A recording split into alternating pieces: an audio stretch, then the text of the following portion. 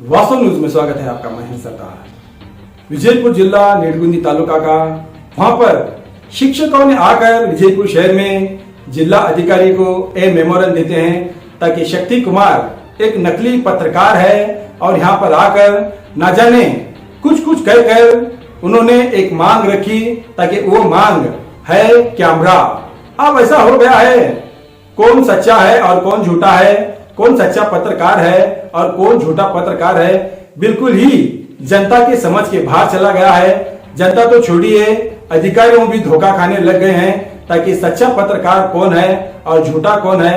सबसे पहले सही पत्रकार को पहचानना ही इतना मुश्किल हो गया है, मगर झूठे मूठे पत्रकारों का ही पहचान विजयपुर जिला में सबसे आगे झूठे पत्रकार ही है।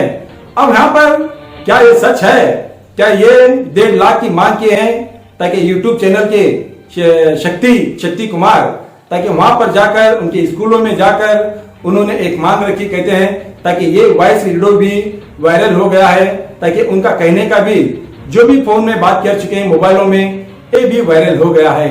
अब तो कानून कार्रवाई के लिए सारे शिक्षकों ने आगे चल चुके हैं, मगर अब तक कानून कार्रवाई जब तक नहीं होता तब तक कौन सच्चा है और कौन झूठा है, आखिर कौन आया इसमें जो 1.5 लाख की जो कैमरे की मांग की है वो रिकॉर्ड तो हो गया है, मगर अधिकारियों पर छोड़ दिया गया है ताकि अब वो सच है या झूठ है। आखिर क्यों वहां पर जाकर जो न्यूज बनाने के लिए चले तो गए। कर्तव्य पत्रकारों का ये है ताकि हमारा जहां पर भी गलत होता है, किसी के लिए नाइंसाफी होती है, हम और जनता को बताना ताकि हमारा कर्तव्य होता है। मांग कैमरे की या जूतों की या कपड़ों की या फिर किसी मोबाइल की और किसी पैसों की मांग नहीं होती। पत्रकारों की सिर्फ ये होता है, अपना कर्तव्य होता है ताकि हमारे जो कर्तव्य से किसी को इंसाफ मिल सके, उसी को पत्रकार कहते हैं। जो डिमांड रखते हैं, जो पैसा के लिए ये कहते हैं, उनको बिल्कुल ही नकली पत्रकार कहते हैं। ये बिल्कुल ही सही है। अब तो ये जिला अधिकारी के तक पहुंच गया है ये और कानून के चौकट पर चला गया है ताकि शक्ति कुमार क्या इस रिकॉर्डिंग में क्या उनकी ही आवाज है या फिर बनावट है या फिर क्या उन्हीं के जो 1.5 लाख की जो कैमरे की मांग की क्या ये सच है या फिर झूठ है। ये तो अब तो सारे जहां में पता चल चुका है ताकि अब ये तो बिल्कुल ही सच है ताकि शक्ति कुमार ने उनको 1.5 लाख की मांग की। एक फोन रिकॉर्डिंग अब तो वायरल हो गया है। अब यहाँ पर शिक्षकों का कहना ये भी ताकि इन्होंने मांग की और दूसरी बात फोन पे भी किया हुआ है, इनके पास प्रिंट है। आखिर ये भी प्रिंट अगर झूठ नहीं हो सकती। अब ये फैसला अधिकारियों पर चला गया है, मगर कोई पत्रकार नकली हो या असली, कोई पत्रकार करने से सच्चे पत्रकार को भी ठेस पहुंचती है। सच्चे पत्रकार को भी सर झुकाना पड़ता है ताकि झूठे से ऐसे लोगों से ना जाने किस सच्चे पत्रकारों को सर झुकाना पड़ता है। अब यहाँ पर मुश्किल आ गया है ताकि अब यहाँ पर बहुत सारे शिक्षकों ने यहाँ पर आरोप कर चुके हैं ताकि अब ये खुलासा तब होगा जब कानून कार्रवाई होगी, क्या ये सच है या फिर झूठ है। अब देखा जाएगा ताकि क्या होगा इस कानून कार्रवाई पर, देखेंगे एक रिपोर्ट में।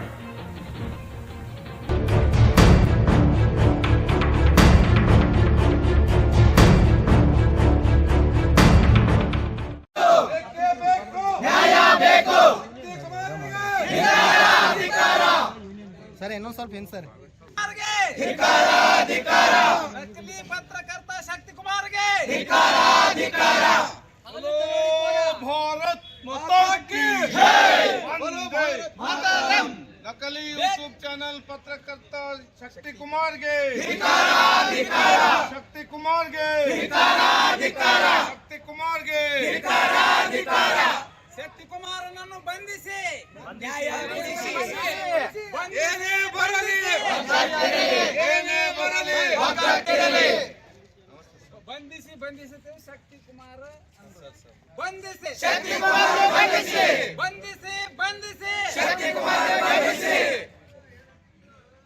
ಶಾಲೆಗಳಿಗೆ ಬಂದು ನಮ್ಗೆ ಅಷ್ಟು ಹಣ ಕೊಡಿ ಇಷ್ಟು ಹಣ ಕೊಡಿ ಅದನ್ನು ತೋರಿಸಿದ ನಮ್ಮ ಟೀಚರ್ಸ್ಗೆ ಮಕ್ಕಳಿಗೆ ಇಡೀ ವ್ಯವಸ್ಥೆಗೆ ತುಂಬಾ ತೊಂದರೆ ಉಂಟು ಮಾಡ್ತಾ ಇದ್ದಾನೆ। ಅನಾವಶ್ಯಕವಾಗಿ ಬರೋದು, ಶಾಲೆಗಳಿಗೆ ಇಲ್ಲ ಸಲ್ಲದ ಯಾವುದೇ ಅನಧಿಕೃತ ದಾಖಲೆಗಳನ್ನು ಕೇಳ್ತಕ್ಕಂಥ ಪ್ರಯತ್ನ ಮಾಡ್ತಾ ಇದ್ದಾನೆ. ಅವನಿಂದ ತುಂಬ ಇಡೀ ಬಿಜಾಪುರ ಜಿಲ್ಲೆ ಎಲ್ಲ ಶಾಲೆಗಳಿಗೆ ತುಂಬ ತೊಂದರೆ ಆಗ್ತಾ ಇದೆ.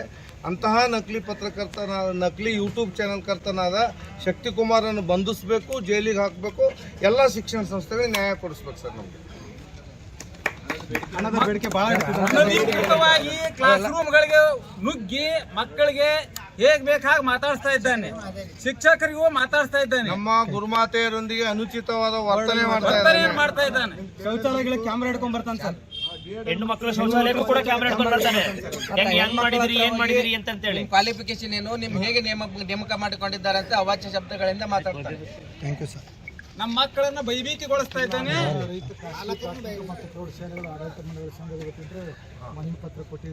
ಸುಮಾರು 58-60 ಶಾಲೆಗಳು ಸಹಿ ಮಾಡಿದ್ದಾರೆ ಸರ್.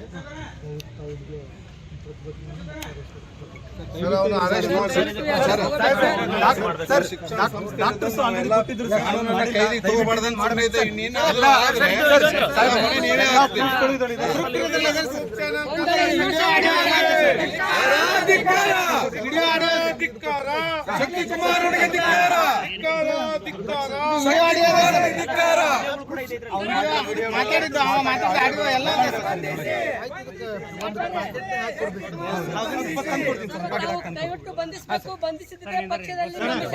ನಿಮ್ ಕ್ವಾಲಿಫಿಕೇಶನ್ ಏನು ಅಂತ ಹೇಳಿ ಅವ್ರಿಗೆ ಬ್ಲ್ಯಾಕ್ ಮೇಲ್ ಮಾಡೋದು. ಮತ್ತೆ ಅವ್ರಿಗೆ ಏನ್ ಮಾಡ್ತಾನೆ, ನಿಮ್ಮ ಹೆಣ್ಮಕ್ಳ ಶೌಚಾಲಯ ತೋರಿಸ್ರಿ ಅಂತ ಹೇಳ್ಕೊಂಡು ಆ ಕ್ಯಾಮ್ರಾ ಚಾಲು ಇಟ್ಕೊಂಡೆ, ಲೈವ್ ಇಟ್ಕೊಂಡೇನೆ ಶೌಚಾಲಯಕ್ಕೆ ಹೋಗ್ತಾನೆ.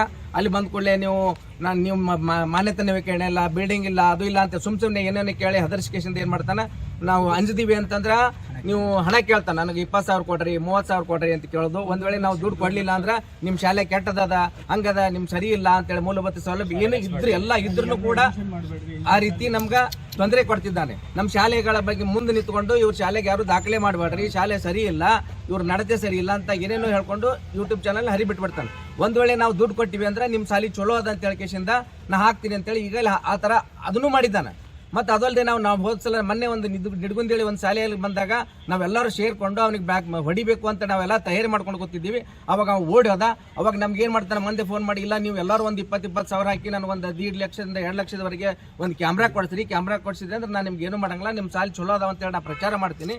ನೀವು ಒಂದು ವೇಳೆ ಕೊಡಲಿಲ್ಲ ಅಂತಂದ್ರೆ ನಾವು ನಿಮ್ಮ ಶಾಲೆ ಸರಿ ಇಲ್ಲ ಅಂತೇಳಿ ಅಪಪ್ರಚಾರ ಮಾಡ್ತೀನಿ ಅಂತ ಹೇಳಿದಾಗ ನಾವೆಲ್ಲರೂ ಕೊಕ್ಕೊಂಡು ಕೂಡಿದಾಗ ನಾವು ಯಾವುದೇ ದುಡ್ಡು ಕೊಡೋದಿಲ್ಲ ಅಂತ ಹೇಳಿದಾಗ ನಮ್ಮ ಶಾಲೆಗಳ ಮಾಹಿತಿ ಕೇಳಿಸಲಾಗ ಪಟ್ಟಣ ಪಂಚಾಯತಿಗೆ ಅರ್ಜಿ ಕೊಡ್ತಾನೆ, ಇವರೆಲ್ಲ ದಾಖಲೆ ಕೊಡು ಅಂತೇಳಿ.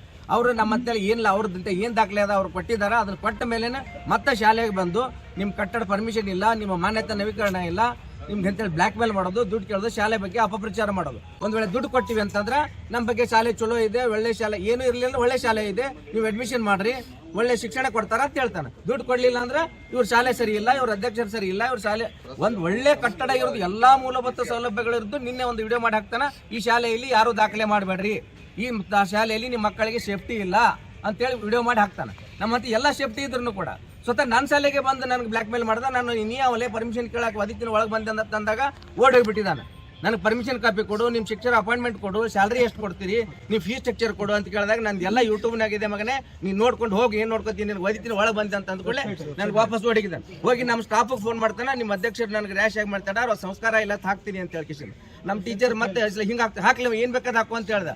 ಆಮೇಲೆ 20,000 ಕೊಡು ಅಂತ ಹೇಳ್ರಿ ನಿಮ್ಮ ಅಧ್ಯಕ್ಷರಿಗೆ, ನಾವು ಚಲೋ ಅದಂತ ನಾ ಪ್ರಚಾರ ಮಾಡ್ತೀನಿ, ಯೂಟ್ಯೂಬ್ನಾಗ ಎಲ್ಲ ಕಡೆ ಚಲೋ ಮಾಡ್ತೀನಿ, ಹಾಕ್ತೀನಿ ಅಂತ ಹೇಳ್ತಾನೆ. ಮತ್ತೆ ಇವು ಏನು ಮಾಡ್ತಾನೆ, ಬಸ್ಸಿನ ಡ್ರೈವರ್ಗಳು ಬಸ್ನಾಗ ಕುಂತಾಗ ನೀನು ಡ್ರೈವಿಂಗ್ ಲೈಸೆನ್ಸ್ ತೋರಿಸು, ನೀನು ಗಾಡಿ ಇನ್ಶೂರೆನ್ಸ್ ತೋರಿಸು ಅಂತ ಅವ್ರಿಗೆ ಕೇಳ್ತಾನೆ. ಅವ್ರ ಪಾಪ ಅಂಜಿಕೆಸಿಂದ ಗಾಡಿ ಯಾರೋ ಟಿವಿ ದೊಡ್ಡ ಕ್ಯಾಮ್ರಾ ಇಟ್ಕೊಂಡು ಬರ್ತಾನೆ. ನೀವು ನೈಜ ಪತ್ರಕರ್ತರು ನಿಮ್ಮ ಹತ್ರ ಅಷ್ಟೇ ಅಂತ ಕ್ಯಾಮ್ರಾ ಇರಲ್ಲ, ದೊಡ್ಡ ಕ್ಯಾಮ್ರಾ ತೊಗೊಂಡು ಒಂದು ಕಾರ್ ತೊಗೊಂಡು ಕೈ ತುಂಬ ಬಂಗಾರ ಹಾಕೊಂಡು ಮಾಡ್ಕೊತ ಹಿಂಗೆ ಬಟ್ಟೆ ತೋರಿಸ್ಕೊತೀವಿ ಎಲ್ಲರಿಗೆ. ನಾನು ಇಷ್ಟು ಚಾನಲ್ ಅದಾವ, ನಾವು ಅಲ್ಲಿ ಅನ್ಸಿನಿ, ಇಲ್ಲಿ ಅನ್ಸಿನಿ, ನಿಮ್ಗೆಲ್ಲ ಹಂಗೆ ಮಾಡ್ತೀನಿ, ಹಿಂಗೆ ಮಾಡ್ತೀನಿ ಅಂದ್ಕೊಳ್ಳೆ ಭಯ ಪಟ್ಬಿಡ್ತಾರೆ. ಅಷ್ಟು ಗೊತ್ತಿಲ್ಲಾರ್ದವ್ರು ಆ ಡ್ರೈವರ್ಗಳು ಗಂಜಿ ಯಾವುದೋ ಇವ್ರು ಯಾರೋ ಬಂದಾರೆ ನಮ್ಗೆ ಹಿಡಿತಾರೆ ಅಂತ ಹೇಳ್ಕೊಂಡು ಗಾಡಿ ಆ ಕಡೆ ಹೊಡ್ಕೊಂಡು ಹೋದ್ರೆ, ಎದಕ್ಕರೆ ಹೊಡೆದ್ರೆ, ಮಕ್ಕಳಿಗೆ ಆಕ್ಸಿಡೆಂಟ್ ಆದರೆ ಯಾರು ಹೊಣೆಗಾರ ಅದಕ್ಕೆ?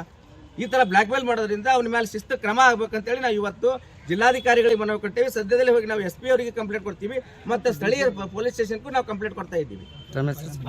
ದೌರ್ಜನ್ಯ ಮಾಡೋದು, ದೂರಾಡಳಿತ ಬಸವರಾಜ್ ಪೂಜಾರಿ, ಜಿಲ್ಲಾಧ್ಯಕ್ಷರು, ಖಾಸಗಿ ಶಾಲೆಗಳ ಒಕ್ಕೂಟ. ಬಟನ್ ಶರ್ಟ್ ಬಟನ್ ಎಲ್ಲ ಬಿಚ್ಕೊಂಡು ರೌಡಿಸಂ ಮಾಡಕ್ ಬರೋದು, ದೌರ್ಜನ್ಯ ಮಾಡಕ್ ಎಸ್ಕೋದು, ಆಮೇಲೆ ಶಾಲಾ ಅಧ್ಯಕ್ಷರು ನಮ್ಮೊಂದು ಮರ್ಯಾದೆ ಇಲ್ದೇನೆ ಯಾಕೆ ನಮಗೆ ಕಾರ್ಯಕ್ರಮ ಮಾಡ್ತೀವಿ ಬಿಜಾಪುರದಾಗ ಅದೇ ಇದು ಅಂತೇಳಿ ಏನೋ ಅದಕ್ಕೆ ನಮ್ಗೆ ಅದು ನಮ್ಮ ಕಡೆ ಶಾಲೆಗೆ ಮತ್ತೆಲ್ಲ ಕಡಿಮೆ ಫೀಸಲ್ಲಿ ಇದಾವೆ. ಅದಕ್ಕೆ ನಾವು ಸ್ವಲ್ಪ 5,000 ಅಂತೇಳಿ 5,000 ಫೋನ್ ಪೇ ಮಾಡಿದ್ದೀನಿ ರೀ ಅವ್ರಿಗೆ. ಅಷ್ಟೇ 5,000 ಫೋನ್ ಪೇ ಮಾಡಿ 5,000 1 ರೂಪಾಯಿ ಮಾಡಿ 5,000 1 ರೂಪಾಯಿ ಕಾರ್ಯಕ್ರಮದ ನಿಮಿತ್ತವಾಗಿ 5,000 1 ರೂಪಾಯಿ ಅಂತೇಳಿ 5,000 1 ರೂಪಾಯಿ ಕೊಟ್ಟಿದ್ದೆ. ಕೊಡ್ಲಿಲ್ಲ ಅಂದ್ರೆ ಏನೋ ಮಾಡಿ ಅಲ್ಲ ಕೊಡ್ಲಿಲ್ಲ ಅಂದ್ರೆ ಏನ್ ಮಾಡ್ತಿದ್ದೆ? ಅದು ಇದು ಅಂದ ಏನೋ ಎಲ್ಲ ಟೀಚರ್ಸ್ ಎಲ್ಲ ಕ್ವಾಲಿಫೈಡ್ ಇದಾರು ಹಂಗ ಹಿಂಗ ಅದೆಲ್ಲ ಕೇಳಿದ ನಮ್ಮ ಕಡೆ ಎಲ್ಲ ಕ್ವಾಲಿಫೈಡ್ ಟೀಚರ್ಸ್ ಇದ್ದಾರೆ. ಇನ್ ಮ್ಯಾಲ